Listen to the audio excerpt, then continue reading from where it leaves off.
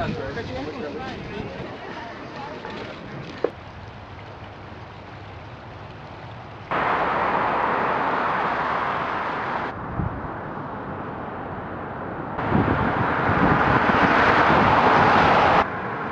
right, good morning, everybody. It's Saturday morning here in Murray, Utah, right next to this little kinder care kind of place. They got all their spooky stuff out. Of course, it's that time of year, October. This white house we're looking at right here is 144 East, 5600 South, and this is where Mary and Wilbur Walsh lived at the time of DeRonch's attempted abduction by Ted Bundy.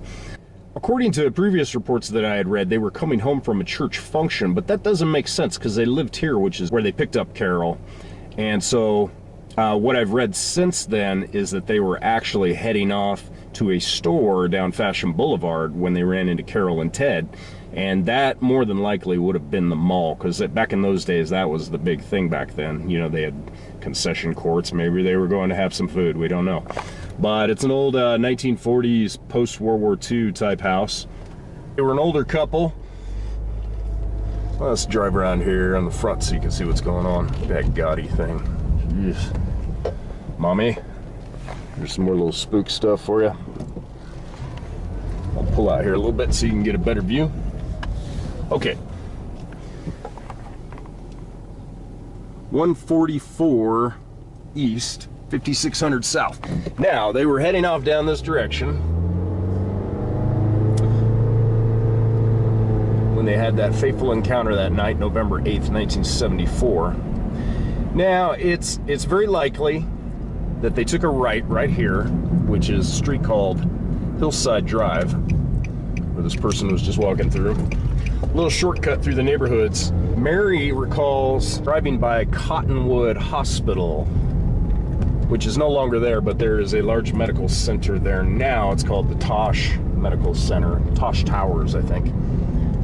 And it's in the same spot. She remembers driving by this at the time, so it's more than likely this is the route they took. And here that is right here. See, this is 5770 South, and this is Fashion Boulevard. I know that sun is like right in the way there. Should have waited for a little while, but the timing is good. There's not a lot of traffic today. So anyway, they were heading down this way, south towards the mall on Fashion Boulevard, past Tosh Center, Cottonwood Hospital, and boom, Carol DeRonch comes running out in the middle of the street, somewhere along here. This is McMillan Elementary on the right-hand side, excuse me, the left-hand side, and she would have stopped him right in the middle of the road, somewhere around here. It's a good thing there's nobody behind me. Now, the reports say that Carol told police that Ted stopped in front of some bus lanes in front of McMillan Elementary. Now, it would kind of make sense that it was this way, right? So, after Carol got in the car with Mary and Wilbur Walsh, they took a right here on 5900 South and headed down towards State Street and then went north to the police station. Now, Ted was already pointed this direction, right?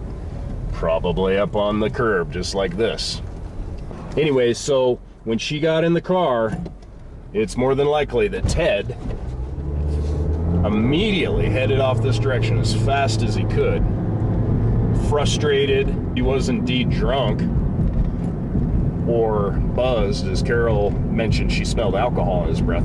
He probably followed this road all the way down to a street called 5300 South, which makes a lot of sense because he would have avoided the police station, which was on State Street back in those days. It's exactly where Mary and Wilbur Walsh were going. So he probably followed this all the way around. And it's a lot quicker than going through the neighborhood. And although Ted did know the neighborhoods very well, it's more than likely he took this road to avoid detection. And he probably came up this way,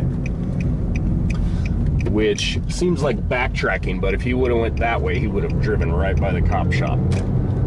So, let's see. I guess he could have gone that way, but I don't think so. That's going through the neighborhoods. Comes up to a street. Let's see. Oh, coincidentally, this is the Murray Cemetery right here, by the way, where Nancy Wilcox's marker is. And Pete Hayward is actually buried here. His daughter told me that, which I thought that was interesting because Robert Hayward was buried out in the Magna West Valley area. But this is Vine Street, which makes a lot of sense that he would have came down this way. Hopefully we don't have to sit here too long at this stoplight. Nancy's cousin told me the other day that Nancy's memorial marker is actually right on top of Herbert's grave, actually, her dad, Herb's grave, which is just right down at the end of this street towards the stoplight here. Apparently, her marker was put directly on top of his actual casket area, I guess you would call it, but I didn't know that. That's interesting. And that is actually just right over here, right on the end of the street here.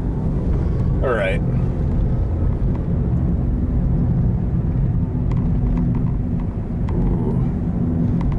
So as you can imagine, it's 7:30 at night.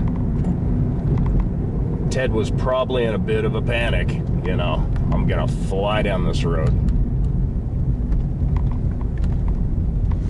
And he could have turned right here. This would have been the easiest way to get to I-15 back in those days. And I-15 was indeed was here. It was built in 1969. So it was a fairly new freeway, and it's a large artery that just goes north and south, you know, all the way to Los Angeles, you know, way up north to Boise and up into Canada. Yeah, this would have probably been his quickest route if he was trying to avoid driving by the police station, which I'm sure he was. You know, I would have, you know, drunk or not, I would have, like, been paranoid as hell, especially, you know, if you consider the guy had the luck of the devil. He had never been detected, never been caught, nobody had ever gotten away that we know of, you know, as far as like his adult behavior. It's a street called 5300 South, and strangely enough, that up there, that big building up there, that is the brand new Murray High School, and that's actually where Carol Durant went to high school. And well, she didn't go to that exact building. That building is fairly new. It's kind of sad. Like I never thought to check it out before, but the old building was there forever, and the police station was actually right across the street, which is gone now. Everything is like Costco now. 5300 South State Street. And Carol Durant actually lived down here on the west side of the freeway. She was a Murray girl. She was 18 years old, worked at the Mountain Bell phone company, basically some sort of a operator. Anyway, we're coming up north here to I-15, and then the race was on, heading to Viewmont High School in about 25 minutes.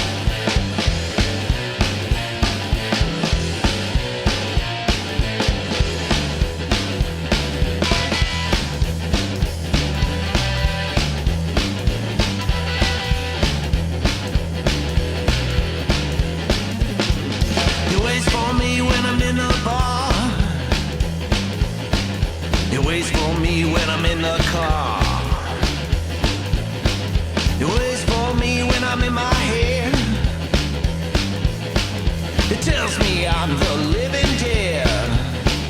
Go! The face of my past have a turn to haunt me.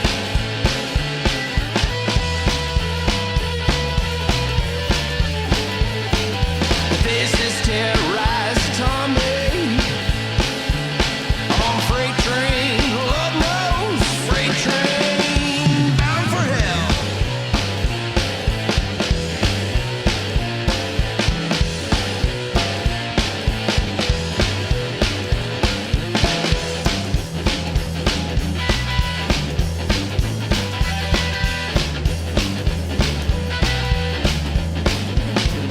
The train arrives in a spectral mist. The devil and my ears start cackling here. Conduct says, what have we here?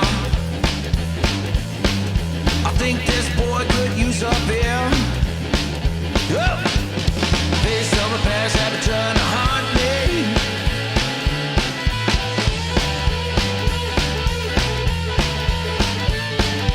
Faces terrorize Tommy. I'm on a freight train, Lord knows, freight train bound for hell.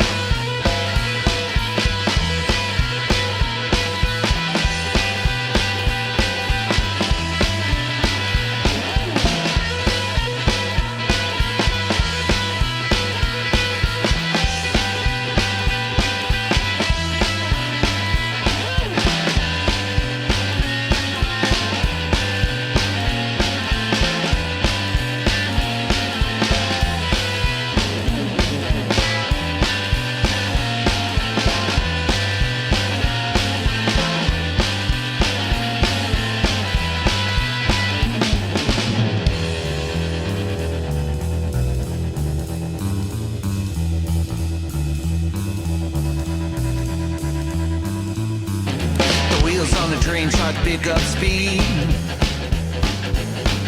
The rails on the track start to crack and bleed. The ground opens up with a roar. The devil shouts out, can you give me more? Go! Face of my past have a turn to haunt me.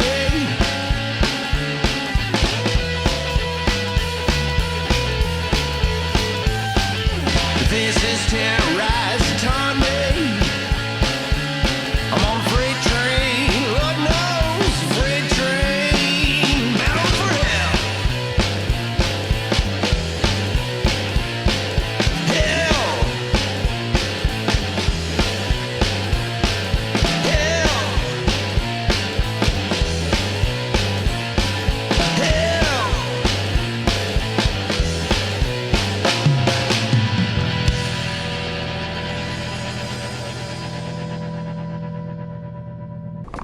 Wow, this is crazy disturbing.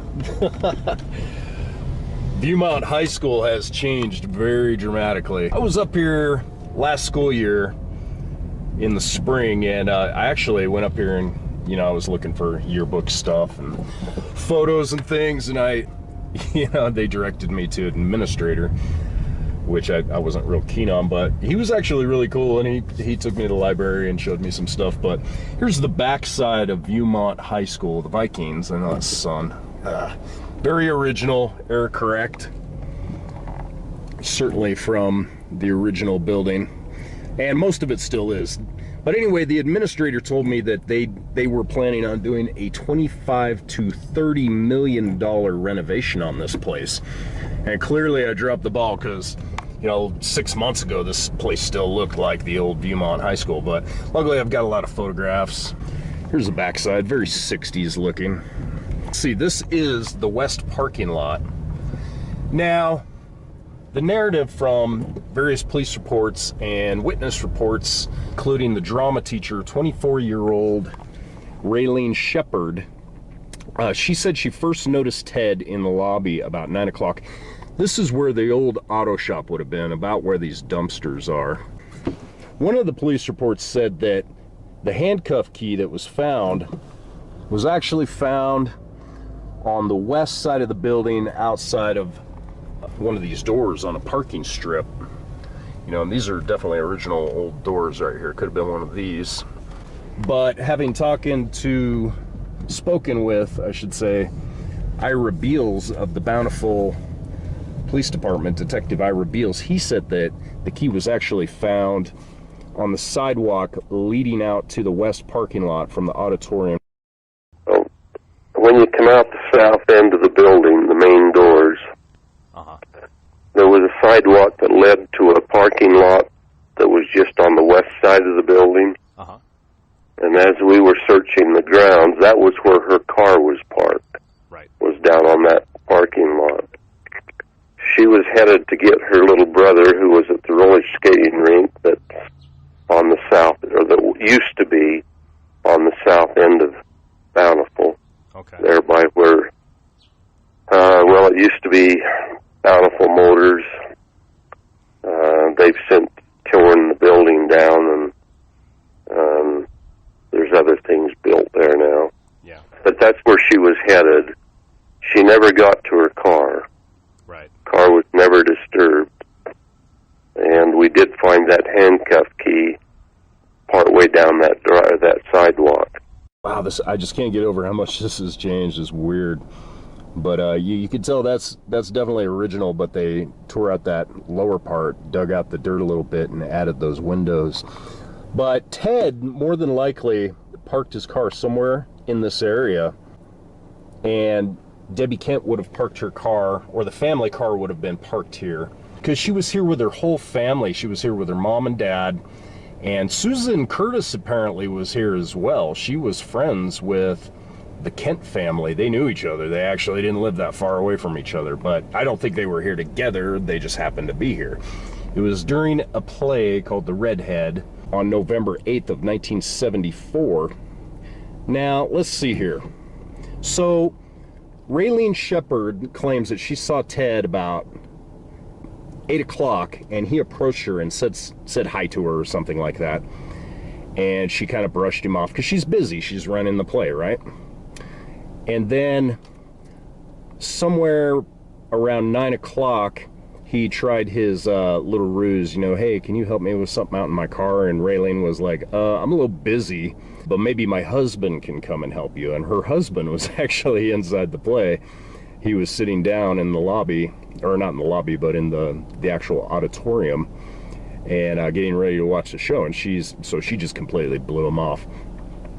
Somewhere about 9:50, a girl named Tammy Tingy said that she saw Ted acting as an usher inside the lobby and going in and out of the lobby, behaving like he was ushering the show. Somewhere about 10 o'clock, just slightly after 10 o'clock, it was intermission for the play, and at that point, Dean Kent told Debbie to go pick up the two younger brothers at a nearby roller rink, bring them back here because they had dropped them off there earlier.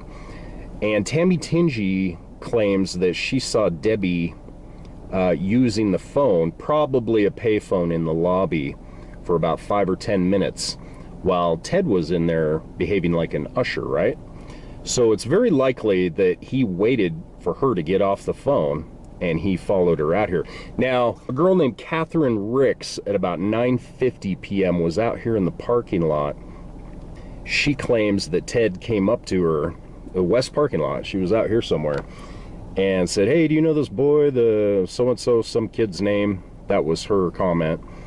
And she said, no, I don't think so. And she's like, where do you know him from? Does he go here? And he's like, no, you know, I don't keep that good a track of him. I'm not sure, actually. And then at that point, he gave her the little ruse, hey, can you come help me with something on my car? And she was like, straight up, no, and kind of went back inside the play. So the first witness reports that claimed that they heard screams one of them came from this neighborhood over here on the west side of the parking lot, and there were 5 total, and then 4 of them actually came from a group of apartments that were just on Chapel Street, which is on the other side of the road here. I'll show you real fast. Wow, look at how much that is different. You can still see the old Viewmont High, the old round auditorium front on the top there, But man, that is just tripping me out. How different that is. It's incredible. I should have came up here earlier, man. I blew it. But anyway, this is Chapel Street. And there were 4 reports from people that actually lived LDS Church, Bountiful 5th and 43rd wards. It actually came from these apartments right here. These are definitely error correct apartments. And those reports range from between 10:20 and 11 o'clock, so there's quite a bit of discrepancy there.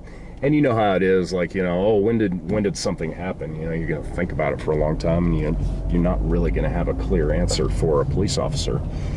But here is, so okay, there's a good view of Viewmont High right there. That's the front. That whole front glass section is all brand new. It's pretty cool, actually. But if you took that part away, and I'll put some pictures on here. If you took that part away, you could really see how the front of it looked. And this is all original over here as well. But anyway, so reported screams between 10:20 and 11 o'clock. And then around 10:50, Raylene Shepard claims that she actually saw Ted again in the lobby behaving like an usher, saw him walking back and forth at the back of the auditorium, and he looked disheveled. He looked like he had gotten into a fight with somebody, as she put it. And that's a really strange thing. Like, a lot of people, you know, I mean, I don't know, what do you think? I think a lot of people would say, well, he was trying to create some sort of alibi. Of course I didn't kidnap her. I was seen in the lobby, you know, up to 30 minutes later after it had happened. And, you know, why would I stick around? That kind of thing. It's a really strange thing, and you got to question it. But is it possible that he attacked her in the parking lot around 10:10 after she got off the phone and just clubbed her and killed her right there and put her in his car? Certainly possible. Did Raylene Shepard actually see him in there? I don't know. Was she making that up? But why would she make that up? But there you go. This is Viewmont High School. A lot of questions. Bountiful, Utah. One more thing. Ira Beals spoke with Liz, Bundy's girlfriend, and the story goes that she actually spoke to Ted at about midnight Utah time, and she claims that Ted said, oh, I'm calling you from my apartment. But Ira Beals actually traced that call to a payphone somewhere in Salt Lake City or Bountiful, somewhere along that way. So he did not call from his apartment, although that's what he claims he did. So that's an interesting little fact to it. No cop, no stop. I look at stoplights as kind of or stop signs as kind of a suggestion.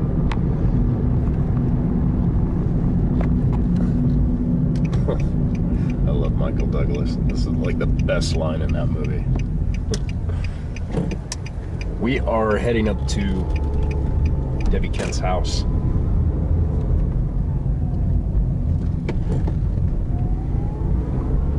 Up on the East Bench, Bountiful. I know that sun is diabolical. I know. I know. Beautiful neighborhood. Bountiful is a very, very pretty town on the east side of the... I mean, it's just right around the corner from Salt Lake City. And you have this beautiful, quiet little suburb town that is just amazing. This is it right here. This is her house. Right here. I'm gonna flip it around so you can see it a little bit better. That's it.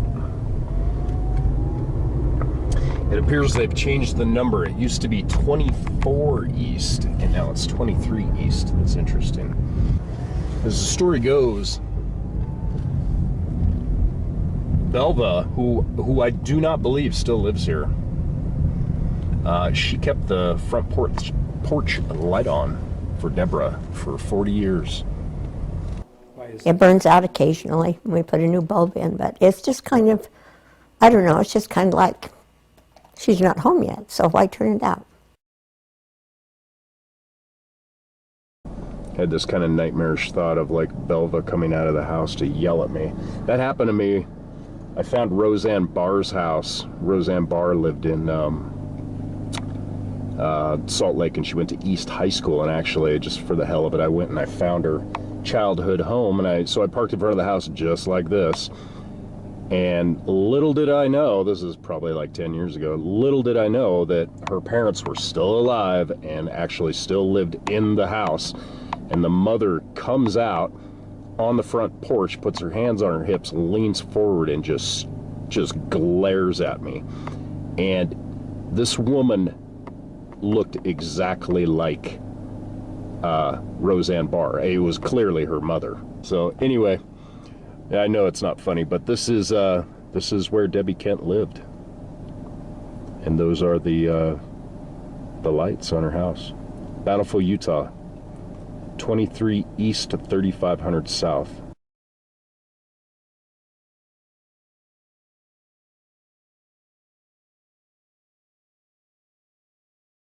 The time is approximately 7:30 p.m. I'm at the Florida State Prison, going to interview Ted Bundy.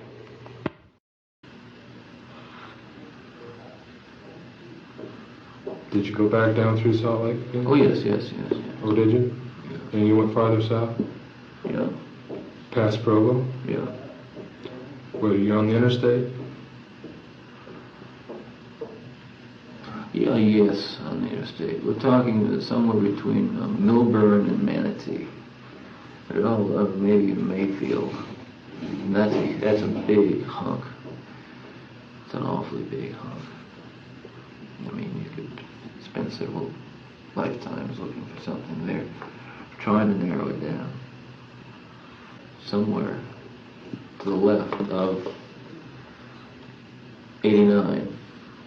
You went down the highway as opposed to the freeway there? Right here. Ridge. Looks like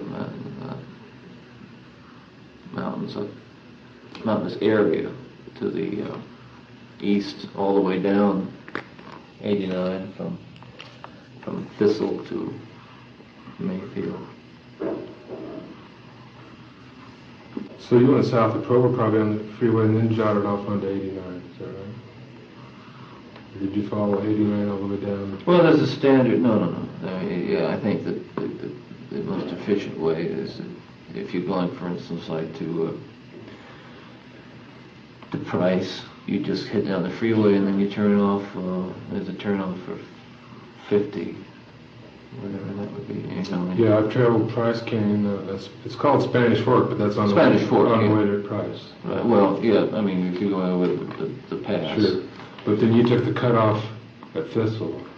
Was exactly what it. I mean, whether it was a cutoff or whatever the most efficient way was during those days, and it may well be different. Right. No, it's the same way. There's a cutoff at Thistle, and then goes south. How far do you think you had to drive from that school?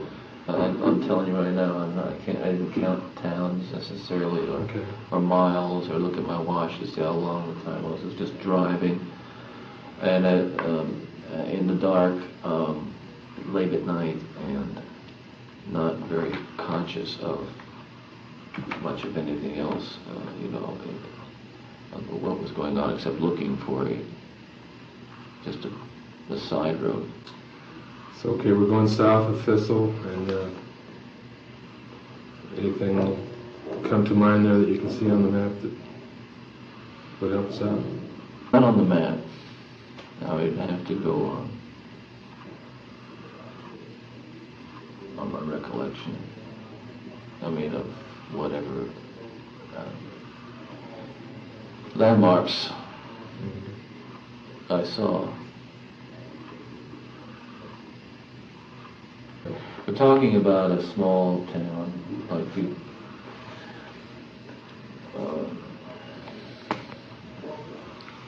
how small, couldn't tell you how big. I mean, it certainly wasn't Provo, but it was one of those small towns along here where it was late at night, so the stoplights were turned off, or at least blinking or something like that.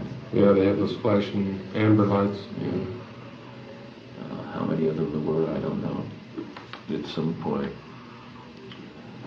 And then you went off into the mountains from that small town, the area of that small town? Turn left. Right.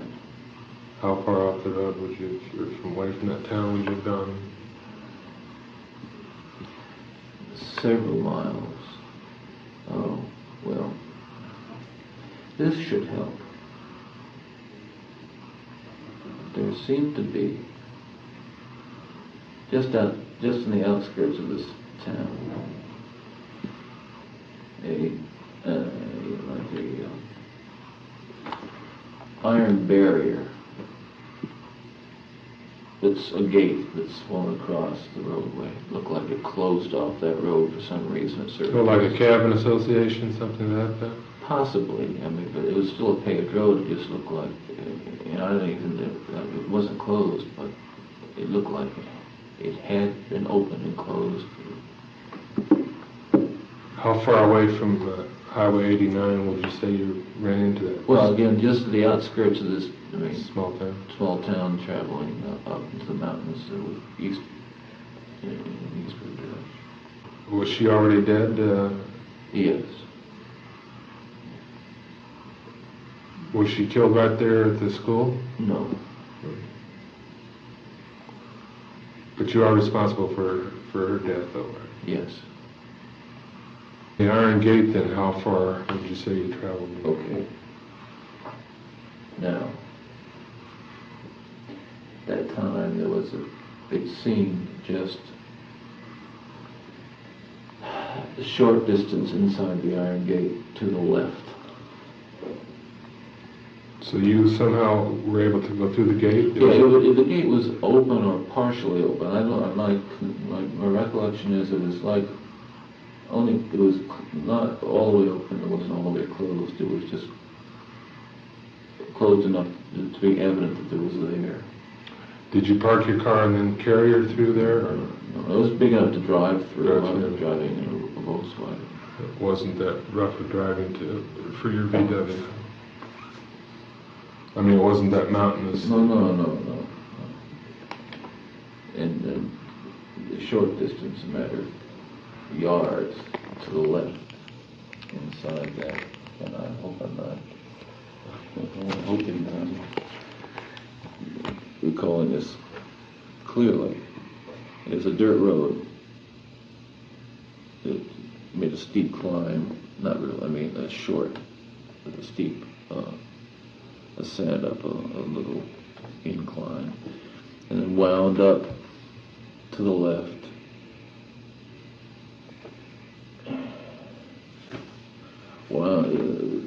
Wound around up and to the left into a wooded area.